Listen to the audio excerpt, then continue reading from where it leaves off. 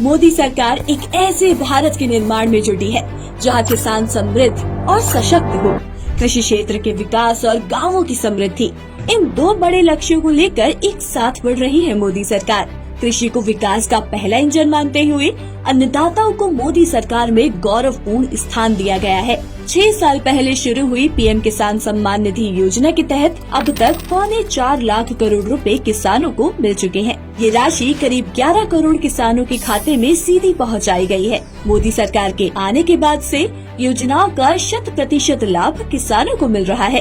अब किसी योजना में बिचौलिए, लीकेज और कट का कोई स्थान नहीं रह गया है। आज भारत का खाद्यान्न उत्पादन 330 मिलियन टन से ज्यादा के रिकॉर्ड स्तर पर है। इसी तरह बागवानी से जुड़ा उत्पादन बढ़कर 350 मिलियन टन से ज्यादा हो गया है। ये मुमकिन हुआ है मोदी सरकार के बीज से बाजार तक की अप्रोच, कृषि सुधार, किसानों का सशक्तिकरण और मजबूत वैल्यू चेन के चलते। पिछले कुछ वर्षों में सरकार के प्रयासों से देश में दाल का उत्पादन बढ़ा है।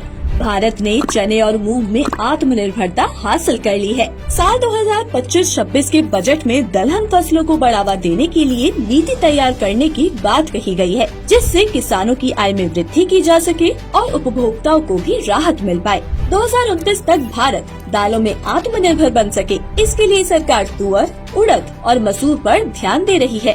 फल और सब्जियों का उत्पादन बढ़ाने के लिए अनेक कार्यक्रम चलाए जा रहे हैं। बिहार में मखाना बोर्ड के गठन की घोषणा की गई है। मोदी सरकार के प्रयासों से पिछले एक दशक के बीच अनाज, तिलहन, दालें, चारा, गन्ना, विभिन्न फसलों में 2900 से अधिक नई किस्मों का विकास हुआ है।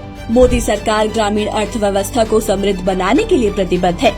ग्रामीण समृद्धि और विकास कार्यक्रमों के ऐलान से रोजगार के अनेक नए अवसरों की संभावना बनी है। मोदी सरकार ने कृषि को विकास का पहला इंजन माना है, जिससे किसानों को विशिष्ट स्थान मिला है। सशक्त गांव और सशक्त ग्रामीण परिवार ही एक समृद्ध राष्ट्र का निर्माण कर सकते हैं, जिससे भारत तेजी से बढ़ रहा है।